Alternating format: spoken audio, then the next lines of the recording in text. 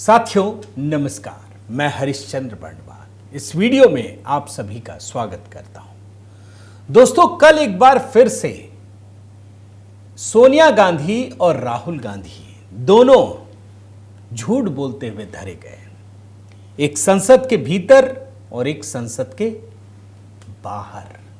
दोनों दो अलग अलग मामले हैं, लेकिन गांधी परिवार का मामला है। कल दोनों का बयान एक साथ सामने आया तो उसके बारे में बताना चाहता हूं। और आप देखिए दोस्तों, सोनिया गांधी पिछले काफी समय से उनका कोई बयान नहीं आ रहा, और जब उन्होंने कहा राज्यसभा में तो फिर वही घिसी पिटी बातें, और उसमें भी झूठ का पुट रहा। वो शायद मोदी जी के काम करने की शैली को पचा नहीं पा रही हैं।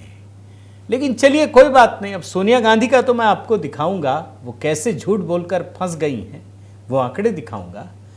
लेकिन मैं राहुल गांधी को लेकर बड़ा हैरान होता हूं दोस्तों। एकदम माने जैसे एकदम आंख होती है ना, बिल्कुल एक टक दिशा, कहीं भटकती नहीं है। महाकुंभ की बात हो जाए या सनातन संस्कृति से जुड़ी हुई कोई भी बात, कभी भूल चूक से भी एक शब्द अच्छा निकल जाए ये हो ही नहीं सकता। सिर्फ बुराइयां, कुछ अच्छा नहीं। लेकिन कल बड़ा गजब हुआ दोस्तों।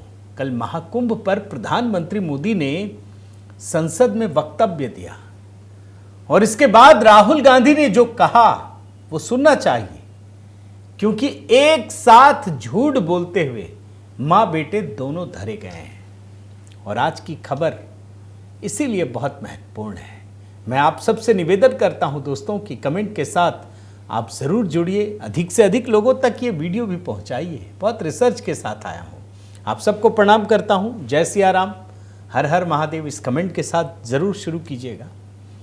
मैं शुरुआत करता हूं दोस्तों महाकुंभ पर। जब राहुल गांधी से जब चल रहा था तब की बात बता रहा हूं, तो पत्रकारों ने इनसे पूछा कि राहुल जी महाकुंभ जाएंगे। एक शब्द नहीं कहा था, कुछ नहीं कहा, नमस्कार कहते हुए निकल लिए। मैं जरा लूप में आपको ये वाला हिस्सा, बहुत छोटा है, दिखाता हूं, देखिए। महाकुंभ जाएंगे? नमस्कार। राहुल जी महाकुंभ जाएंगे? नमस्कार। राहुल जी महाकुंभ जाएंगे? नमस्कार। राहुल जी महाकुंभ जाएंगे? नमस्कार। अब देखिए दोस्तों, सिर्फ नमस्कार कहा, कुछ नहीं कहा। न जाएंगे ना आएंगे, कुछ नहीं कहा। लेकिन राहुल गांधी जाए ना जाए किसी को क्या फर्क पड़ता है? कुछ नहीं पड़ता। अरे 66 करोड़ लोग चले गए भाई। कई देशों की जनसंख्या मिलाकर, पूरे यूरोप की मिला लीजिए तब भी नहीं होगी, इतनी बड़ी जनसंख्या।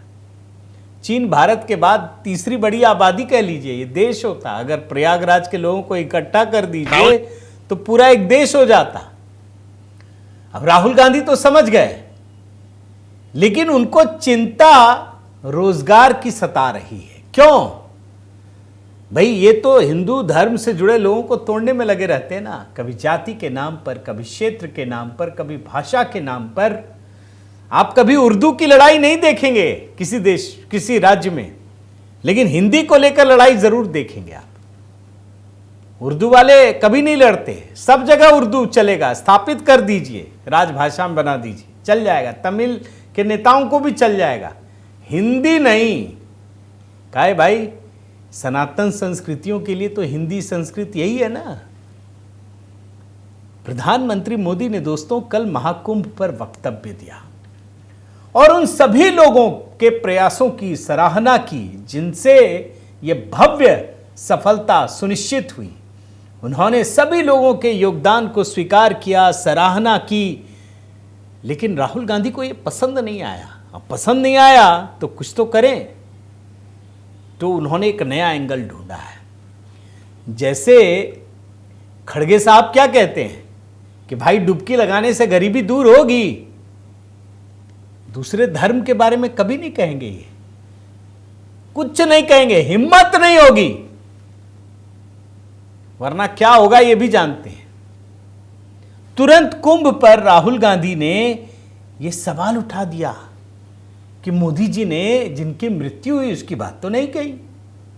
फिर कहने लगे कि जो महाकुंभ में गए वो सब बेरोजगार थे, उनको रोजगार चाहिए, सब बेरोजगार थे।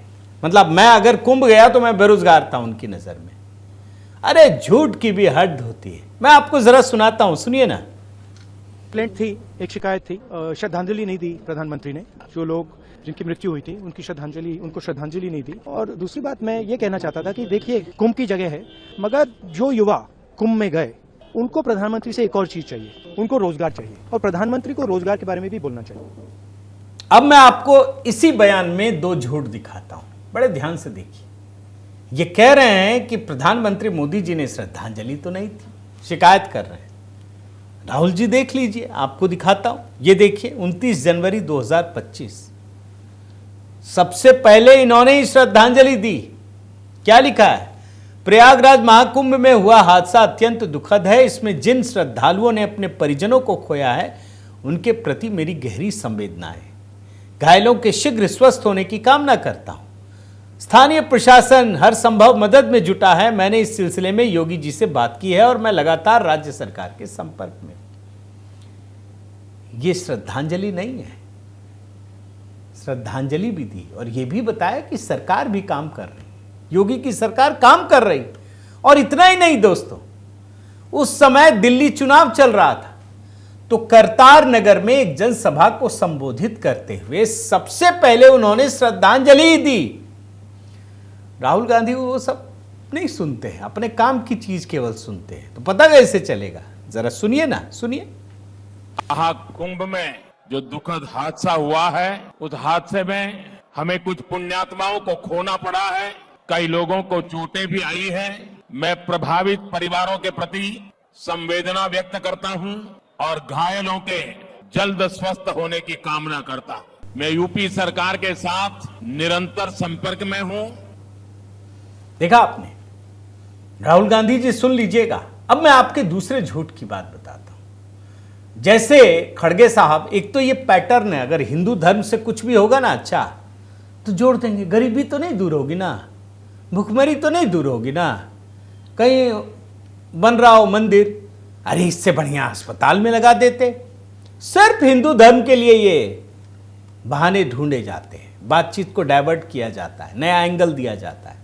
दूसरे धर्म में हिम्मत नहीं होती, तो इसमें भी आर्थिक एंगल ये लगा रहे हैं। लेकिन राहुल जी यहां भी फंस गए। आप देखिए, फिर से दिखा देता हूं कि ये जो महाकुंभ हुआ इससे भारतीय अर्थव्यवस्था को कितनी गति मिली है। अगर 65-66 करोड़ श्रद्धालु पहुंच रहे हैं तो इस पर केवल राज्य सरकार ने 7,500 करोड़ रुपए खर्च किए। कहां गए पैसे? आम लोगों पे ही तो खर्च हुए होंगे ना भाई। जो आधारभूत ढांचा है वो विकसित हुआ होगा, लोगों को काम मिला होगा, आम लोगों पे ही खर्च हुए। और बदले में प्रदेश को 3.5 लाख करोड़ रुपए से अधिक का आर्थिक लाभ हुआ। किसको लाभ हुआ? प्रदेश की जनता को हुआ। देश की अर्थव्यवस्था को गति मिली। और मैं तो 11 अद्भुत कहानियां दिखा चुका हूं दोस्तों। टीका लगा करके लखपति बन गया, कोई चाय बेचकर करोड़पति बन गया। ऐसी ऐसी कहानियां हैं। आप सोचिए, कल्पना कीजिए, यह नजर नहीं आता।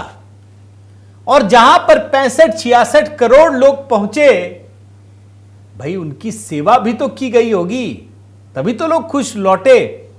और 60 लाख लोगों को दोस्तों, 60 लाख प्रत्यक्ष अप्रत्यक्ष रूप से रोजगार मिला। यह भी सामने आ गई बात।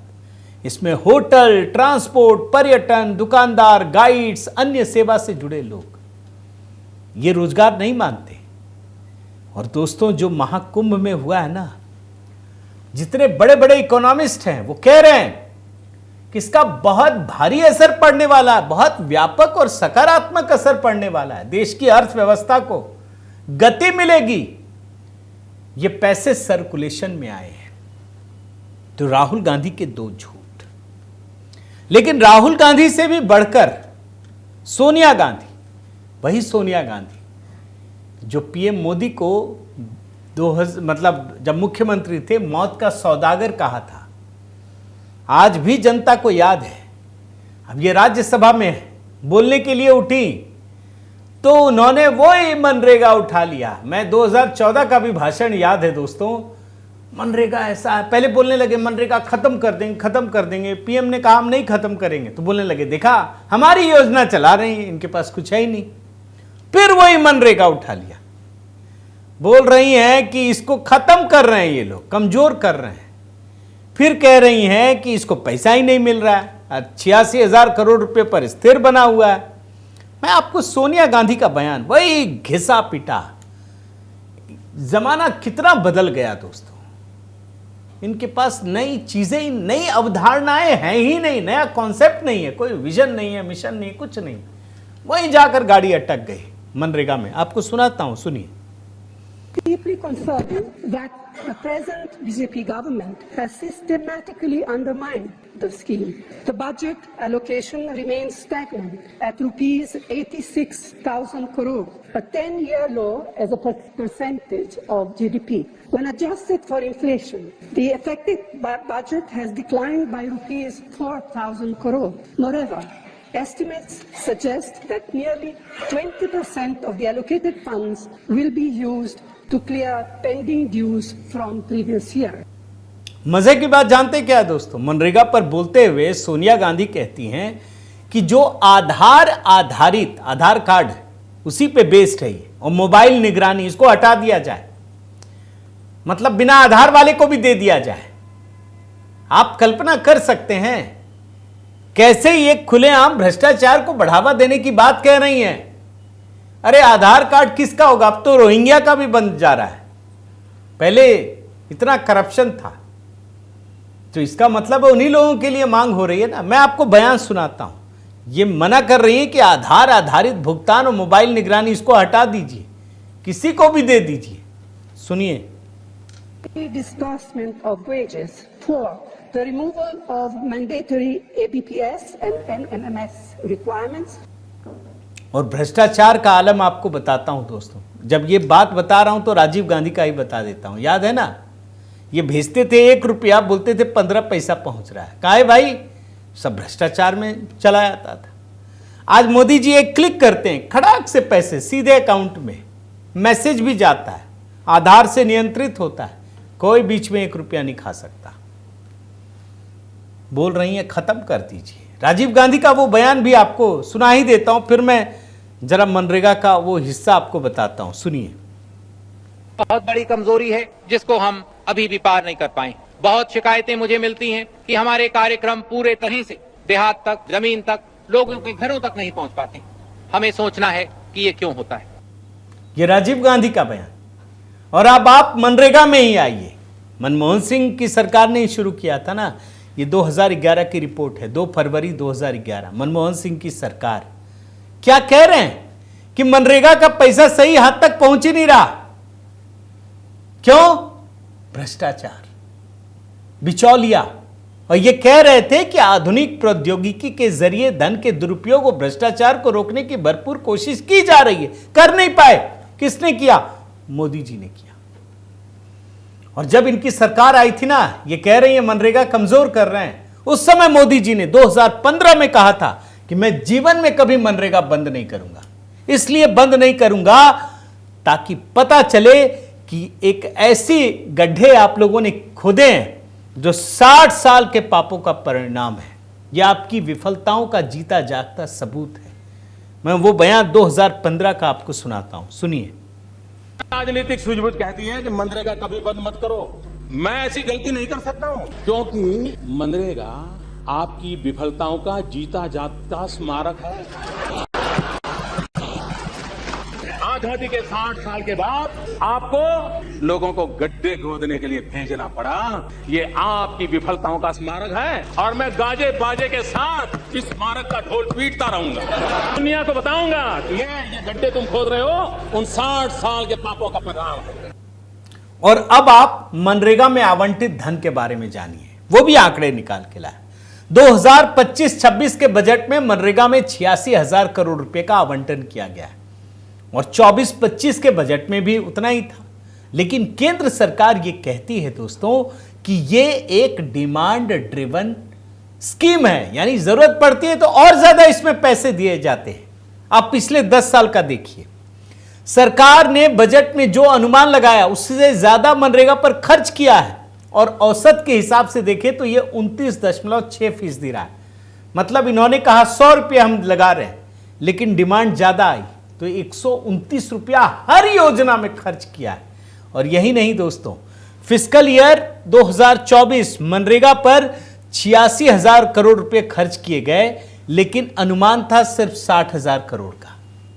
2021 में कोविड की महामारी के दौरान जितना अनुमान लगाया उससे 80% ज्यादा खर्च हुआ।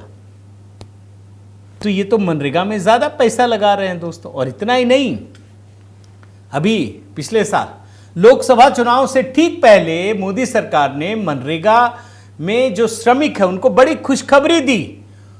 राज्यों में इनकी मजदूरी दर को 3% से 10.44% तक बढ़ाया गया। 1 अप्रैल 2024 से ये नई दरें चल रही हैं। ये मोदी सरकार ने किया है। और केंद्रीय ग्रामीण विकास मंत्रालय ने दोस्तों लोकसभा को 2022-23 में ये सूचित किया था। अब देखिए ये क्यों आधार और इससे जोड़ने से मना करते हैं। मोदी सरकार भ्रष्टाचार पर लगाम लगा रही है। उनको पता है कि ये भ्रष्ट लोग घुसे हुए हैं, जो हकदार नहीं है वो भी ले रहे हैं। एक ही व्यक्ति 10 नाम से ले रहा है। पता चला दोस्तों एक साल में 5 करोड़ लोगों को हटाया गया है। जब इनकी सरकार आई और मेहनत की 2021-22 में 1.5 करोड़, 2022-23 में 5 करोड़ से अधिक। और इसमें क्या क्या होता है, या तो श्रमिकों की मौत हो गई या फर्जी जॉब कार्ड लेकर के पैसे लूट रहे हैं। कांग्रेस की सरकार में यही होता था। ये फिर से वही चाहते हैं। और इसमें जो घुसपैठी है ना, उसको भी घुसाना चाहते हैं। वो चाहते हैं कि आप और हमारे जो टैक्स के पैसे हैं वो इनमें भी जाए। बस सोचते रहिए दोस्तों। लेकिन अच्छी बात यह है कि मोदी सरकार, ये लोग सोच रहे थे कि 272 से कम हो गया तो पता नहीं क्या कर लेंगे। ये सरकार उसी ताकत से काम कर रही है और भ्रष्टाचार के खिलाफ उसी सख्ती से काम कर रही है। तो देखते जाइए दोस्तों, अभी क्या क्या झूठ इनके निकलने बाकी हैं। अभी तो बिहार का चुनाव भी आ रहा है। मैं उम्मीद करता हूँ इस कहानी को आपको आया होगा दोस्तों। मैंने पूरे रिसर्च आपके सामने रखने की कोशिश की है और यही तो हमारी ताकत भी है। आप क्या सोचते हैं ज़रूर कमेंट करके बताइएगा। साथ ही दोस्तों HB मेलोडी पर भी लगातार जुड़िए।